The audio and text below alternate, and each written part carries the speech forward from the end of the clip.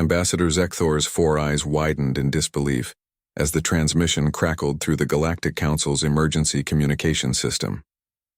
The holographic display flickered, showing the distinctive crimson hulls of the Vorthak Imperium's war fleet, over 3,000 vessels strong, accelerating toward the third planet of the Sol system. "Are you absolutely certain of this intelligence?" Counselor Prime Veltara asked, her crystalline voice resonating through the chamber. The assembled representatives from 47 species murmured in various tones of confusion and concern. "Confirmed, Counselor Prime," replied the Altarian scout captain whose ship had witnessed the fleet's departure. "The entire Vorthak armada is en route to Earth. Estimated arrival, 72 standard hours." A collective silence fell over the chamber. Then slowly a sound began to emerge, something the Council had rarely heard in its 3,000-year history. Laughter, not just from one species, but from nearly every representative present. Zekthor, despite his diplomatic training, couldn't suppress a chuckle. Have the Vorthak lost their collective minds? Counselor Yixith of the Centauri Collective leaned forward, his tentacles writhing with amusement. "Perhaps we should send them a message. Warning, contents of Sol 3 may cause severe regret." The humor wasn't lost on anyone. Earth, or Terra as humans called it, had been under Galactic Council protection for only 50 years, ever since humanity had achieved faster-than-light travel. What the Vorthak didn't understand, what they couldn't possibly comprehend, was that the Council's protection wasn't for humanity's benefit. It was for everyone else's. Veltara activated the central holodisplay showing Earth's defensive grid.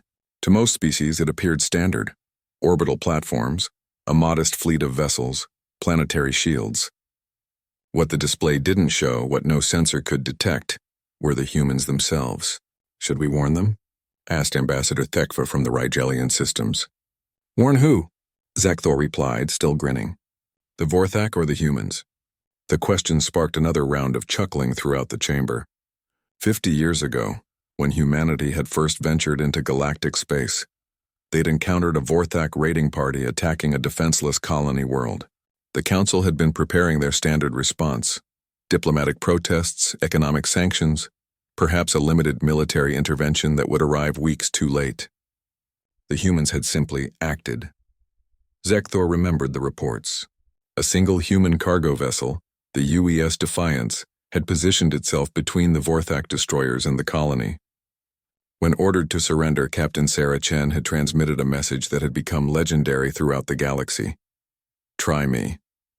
What followed had redefined the Council's understanding of warfare. The Defiance hadn't been a warship, but humans had a peculiar talent for turning anything into a weapon. They jury-rigged their cargo pods into kinetic missiles, overloaded their reactor to create an electromagnetic pulse that disabled 3 Vorthak vessels. And when the enemy had boarded their ship, the humans had fought with a savagery that made the warrior-caste Vorthak retreat in terror. The colony had been saved, the Vorthak raiders had fled, and humanity had earned a reputation that preceded them wherever they went. "I almost feel sorry for them," Counselor Yixith mused, watching the tactical display update with the Vorthak fleet's position. Almost. The truth was, every species in the Council had been fortunate that humans were naturally diplomatic. They sought cooperation, trade, cultural exchange. They joined the Council eagerly, contributing their unique perspectives and technologies. But crossed them, threatened their worlds or their allies, and they transformed into something that defied galactic understanding. Other species fought for resources, territory, or ideology. Humans fought for principles that seemed to make them capable of impossible things. They'd take losses that would break other species' morale and somehow become more dangerous. They'd turn desperation into strength, and when cornered, they didn't surrender. They evolved. "The Vorthak are confident in their numbers," Veltara observed. 3,000 ships against Earth's defense fleet of 400. "They're thinking like a normal species would," Zekthor replied. "Numbers, firepower, logistics. They don't understand that they're not attacking a planet. They're poking a hive of particularly inventive wasps." The Council's military advisors had long since stopped trying to quantify human military capabilities. Traditional metrics broke down when applied to a species that treated physics as suggestions rather than laws. Humans had a disturbing tendency to make impossible things work through sheer stubborn refusal to accept reality. Their ships were overgunned and underarmored by galactic standards, but somehow survived battles that should have destroyed them. Their tactics were unpredictable because they treated every engagement as a problem to be solved rather than a ritual to be performed.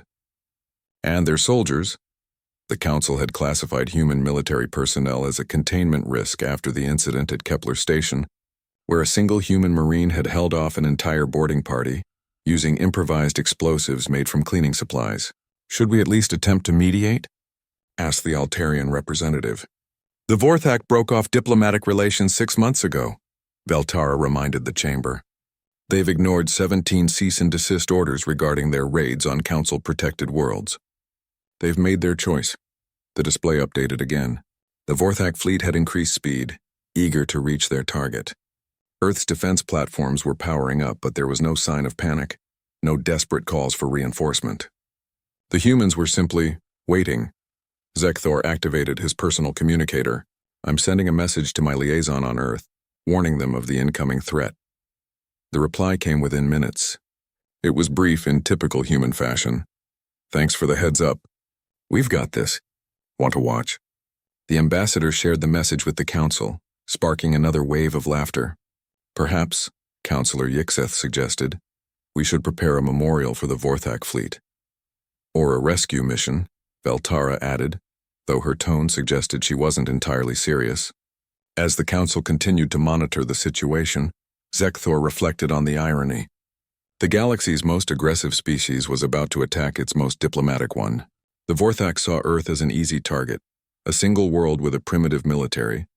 What they would find was 3 billion humans who viewed an unprovoked attack on their homeworld as a personal insult that required correction. And humans, Zekthor had learned, were very thorough when it came to making corrections. The betting pools had already opened throughout the station. The odds weren't on whether humanity would win. They were on how long the Vorthak fleet would last. Zekthor put his money on 37 minutes. He was feeling generous.